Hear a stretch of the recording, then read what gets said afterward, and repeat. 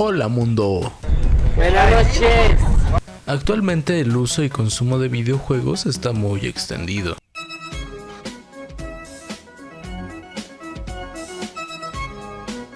Tal es así que cualquier persona que encuentres en la calle posiblemente en su teléfono debe tener un jueguito.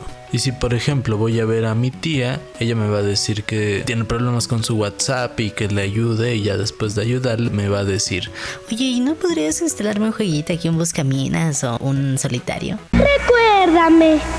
¿Y de dónde surgieron esos juegos de Windows? ¿Qué tanto influyeron en los juegos de celulares? ¿Cuál fue el primer juego de celular? ¿Cuál fue el primer videojuego de la historia? La primera interfaz. ¿Qué hace que un videojuego sea videojuego? El término nos ilumina porque dentro de él existen las palabras video y juego, y eso nos va a ayudar muchísimo a entender cómo se originaron. Empezamos con el término juego. Todo el tiempo se ha jugado, desde los cavernícolas y los sumerios hasta la actualidad, nunca se ha dejado de jugar. Entonces la historia del videojuego sería como una pequeña extensión, una parte de la periferia de lo que es el juego. Casi todos los juegos reales, los juegos tangibles, los juegos como de aventar la pelota, por ejemplo, que es de las cosas más básicas que existen en el mundo para jugar, o agarrarse a puñetazos, ¿no? Siempre son un buen entretenimiento. Ese tipo de jueguitos reales después se trasladaron a los videojuegos, pero antes de que se trasladaron a los videojuegos, se trasladaron a las máquinas. Aquí les pongo un ejemplo.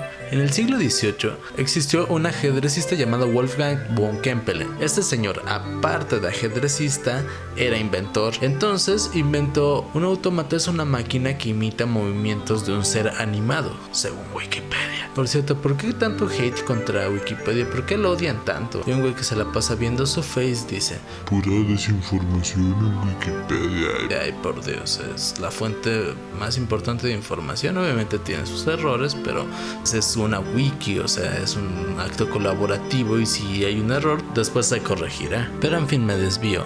Kempelen inventó un autómata, o entre comillas autómata, ya les explicaré por qué, que consistía en un personaje turco sentado y movía un tablero de ajedrez. Entonces la gente que echaba la reta de ajedrez contra este autómata llamado el turco, lo que pasaba es que terminaba intimidado porque les daba miedo que tuvieran una persona autómata enfrente de ellos. Entonces eso les dificultaba el poder jugar, y por eso el autómata ganaba. Y no solo ganaba con eso, o sea, él nunca explicó cómo funcionaba, pero es fácil de comprender que realmente no era un autómata.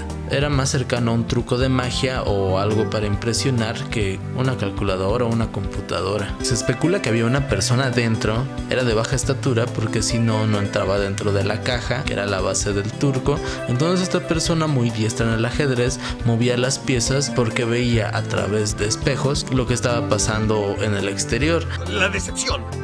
La traición, amigo. Y aquí con esta pequeña historia vemos un principio básico que está actualmente en todos los videojuegos, lo cual es la interfaz. A través de la interfaz los jugadores se sienten inmersos en el tipo de juego que se plantea. Y no fue hasta mucho tiempo después, hasta 1912, que existió una interfaz que no utilizaba, como lo hacía Kempelen, el ilusionismo como parte de su juego.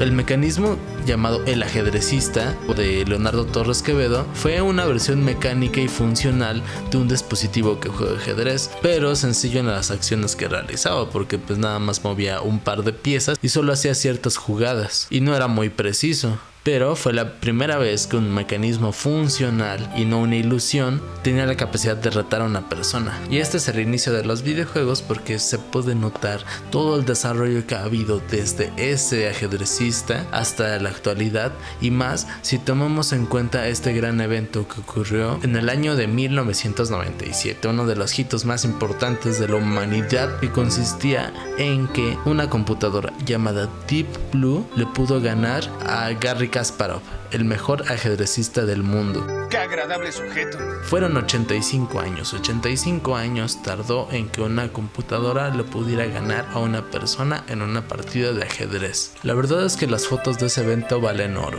Te lo juro por Dieguito Maradona. La cara de desesperación de Kasparov y la cara de emoción del público, la verdad así sí pone los pelos de punta, ¿no? Lo que se debió sentir en ese momento. Impresionante.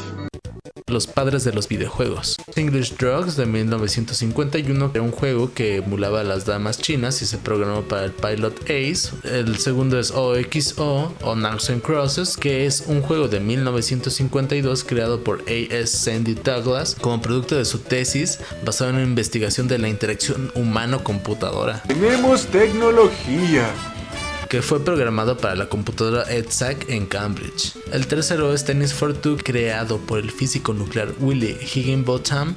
es un papucho. Y esta fue una corta demostración que se realizó en el Brookhaven National Laboratory. El juego funcionaba con un osciloscopio, que es una máquina que puede representar gráficamente las señales eléctricas, y una computadora analógica, y este juego simulaba una partida de tenis. Space War, juego desarrollado en 1962 por el científico Steve Slug Russell para la computadora PDP-1 del MIT, el cual consistía en un juego que simulaba disparos de naves espaciales y que fue bastante popular realmente entre los jóvenes de esa época del laboratorio de computación del MIT. Y varias fotos donde se ve que están jugando, se ven así como que están bien emocionados, no viendo la pantallita. Es increíble.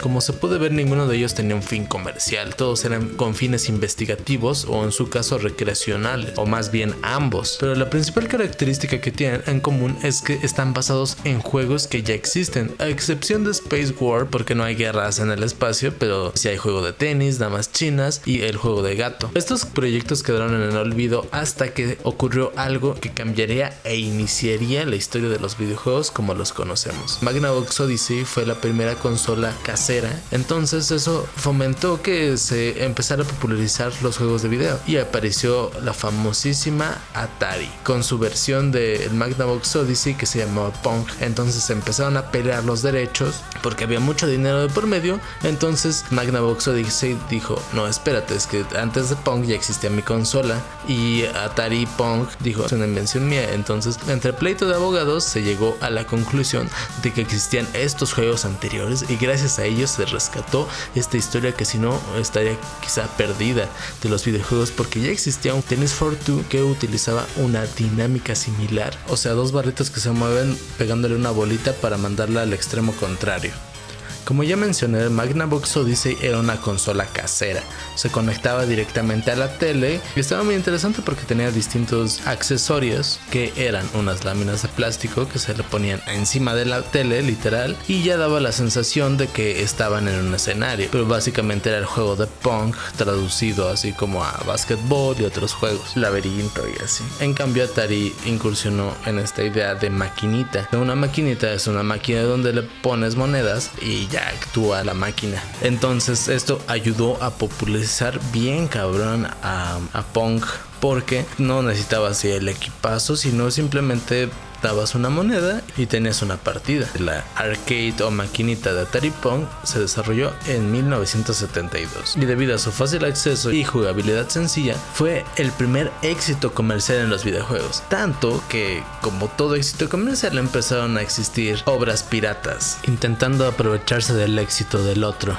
La prensa desarrolló el término videojuegos para referirse a Atari Pong. Creo la primera compañía exitosa en el mercado de los videojuegos, Atari. Como insisto, gracias al poder de los abogados pudimos conocer a fondo la historia de los videojuegos. ¿Te imaginas al mundo sin abogados? Y en que acabó la disputa legal, Atari tuvo que indemnizar con $900,000 a Magnavox Odyssey. $900,000.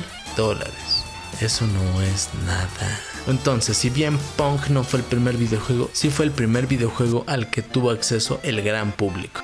De lo mecánico a lo digital. En el ámbito mecánico, los videojuegos parten de un antecedente muy claro. Los LMECAs o máquinas electromagnéticas funcionaban con electricidad y permitían jugar cierto juego. Había de todo tipo. Había de conducción, disparos, deportes, batallas aéreas, entre otros. La importancia de estos LMECAs se debe al éxito que tuvieron y que gracias a que existían lugares como los salones de juego, game centers como se les llamaba, que eran locales con varias de estas máquinas, se popularizó el el ir a jugar, no videojuegos porque no eran videojuegos, pero sí juegos mecánicos. Al popularizarse Pong en 1972, los LMKs empezaron a verse anticuados. Todos querían jugar videojuegos y nadie quería jugar LMKs. Algunas de las compañías que los fabricaban, Sega, Taito, Nintendo, Bandai, posteriormente incursionarían en la novedad que eran los videojuegos. Las temáticas de conducción, disparos, etc.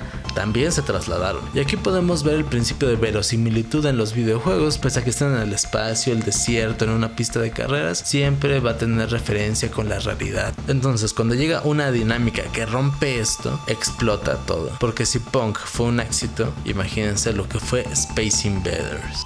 ¡Ay, caramba!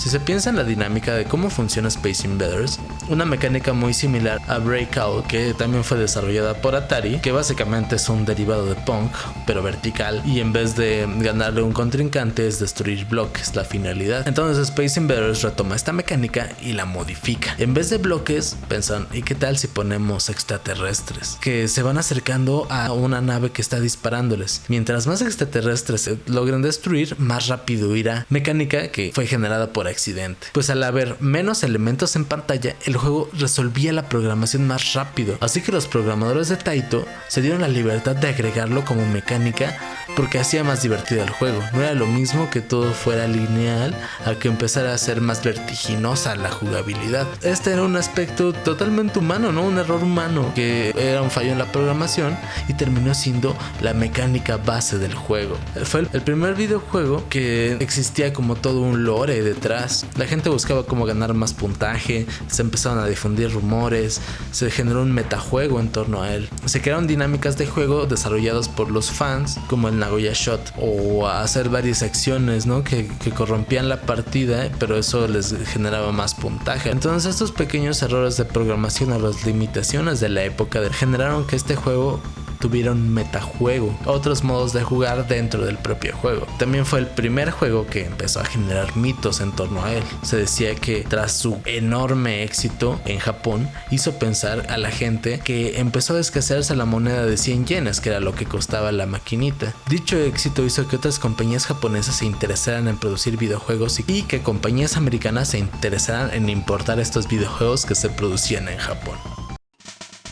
Habrá una segunda parte donde abarcaremos hasta la actualidad de los videojuegos. Ya saben, den mucho amor a este video, like, suscribirse, compartir, apoyar si pueden en PayPal, guiño guiño, y les recuerdo el canal de Discord y mis redes sociales están ahí abajo para que podamos interactuar. Los espero en el próximo video con ansias y yo me desconecto.